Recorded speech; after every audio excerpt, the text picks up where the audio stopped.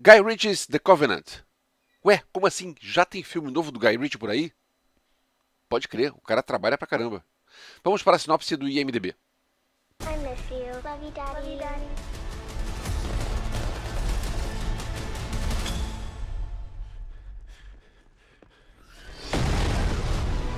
Siga o sargento do exército John Kinley e o intérprete afegão Ahmed em ação. You think I have a choice? There is no choice. No, I won't back down. E sinopsezinha preguiçosa.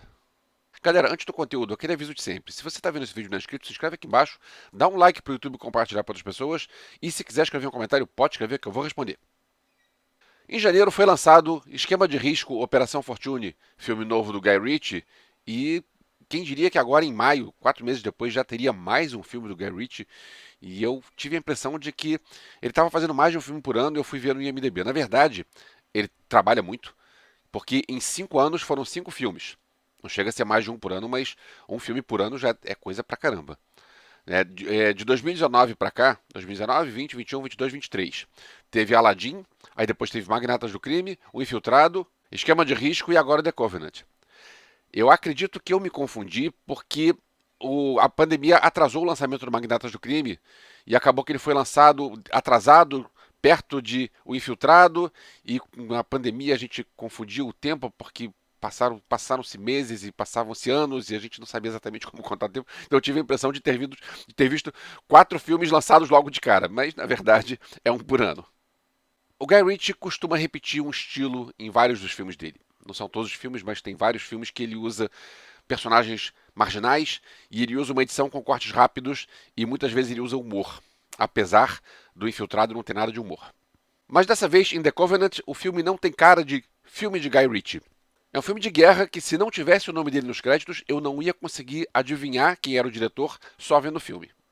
Antes de entrar no filme, deixa eu só falar um assunto que não tem nada a ver com o filme em si, mas é uma coisa que me incomoda um pouco, porque é essa postura política dos Estados Unidos de serem a polícia do mundo. Eu não quero de jeito nenhum defender os talibãs, não quero de jeito nenhum, acho que está errado, mas eu também acho que é errado você se achar dono do mundo e invadir outros países.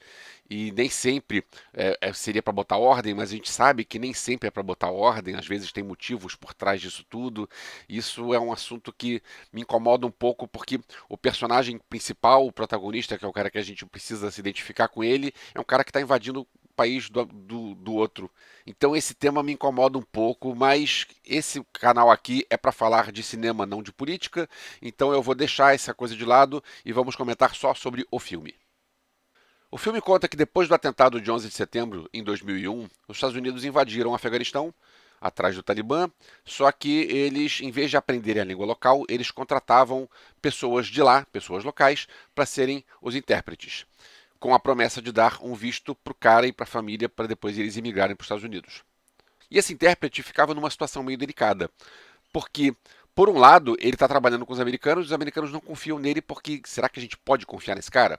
Por outro lado, ele era visto como um traidor pelo Talibã. Então, de repente, ele podia ter algum vizinho simpatizante com o Talibã e ele vai ser dedurado e o Talibã podia atacar ele ou a família dele. Eu não vou entrar em detalhes sobre o que acontece no filme, por causa dos spoilers, mas eu diria que o principal foco de The Covenant é a relação entre o personagem do oficial americano e o personagem do intérprete afegão. O personagem Ahmed, que é o intérprete, é um personagem muito bom, ele está muito bem interpretado por um ator que eu não conhecia, Dar Salim, e o personagem é muito bom e ele tem umas tiradas que não são muito óbvias, porque ele questiona alguma coisa do chefe dele, o chefe dele entra com aquela pose arrogante de eu sou seu superior porque eu sou americano e eu sou um militar americano e você é meu subordinado, só que tem alguns diálogos deles são muito bons. Tipo, tem uma hora que o Ahmed dá uma opinião e o John responde dizendo: você não está aqui para dar opinião, você está aqui para traduzir. E aí o Ahmed responde: não, na verdade eu estou aqui para interpretar, eu sou o intérprete. Aproveito para falar do elenco. O Jake Gyllenhaal está bem, como de costume. A gente já viu o Jake Gyllenhaal um monte de vezes e ele sempre funciona, ele tá bem aqui, mas o grande nome do elenco é Dar Salim, que é o cara que faz o Ahmed. O cara é muito bom. Vou procurar coisas novas com ele. Ele estava em Game of Thrones, num papel pequeno, só 6 episódios, mas eu não lembro dele lá. Mas ok, é um nome pra gente ficar de olho. Ainda sobre o elenco, eu queria comentar 3 nomes. Um deles é Johnny Lee Miller, que é um cara que nos anos 90 eu achei que ia ser um nome grande. Achei que ia virar um nome grande na época que ele fez Hackers e fez Trainspotting. E ele era casado com a Angelina Jolie, e era um nome badalado, e acabou que ele hoje em dia é um nome tão segundo escalão que eu só reconheci por causa do nome nos créditos. Eu não reconheceria se eu visse o filme todo sem saber quem era. Outro dos nomes é Alexander Ludwig, que fez a série Vikings. E o terceiro nome que eu queria comentar, o nome que aparece na segunda parte do filme, que é Anthony Starr. Anthony Starr é mais conhecido como Homelander, ou Capitão Pátria, do The Boys. Ele tá diferente porque ele tá de barba, mas o olhar dele e a voz dele são muito Homelander. The Covenant não tem cara de Guy Ritchie, mas a gente precisa reconhecer que tecnicamente é um filme muito bem feito. O filme é dividido em 2 partes, é claramente dividido, acontece uma história, a história encerra, e aí começa uma nova história que é ligada à primeira história depois. Então são claramente 2 partes separadas, podiam ser 2 filmes diferentes. E em ambas as partes você tem momentos muito tensos, e é legal você ter um diretor experiente que sabe manipular essa tensão para deixar o espectador na beirada da poltrona do cinema.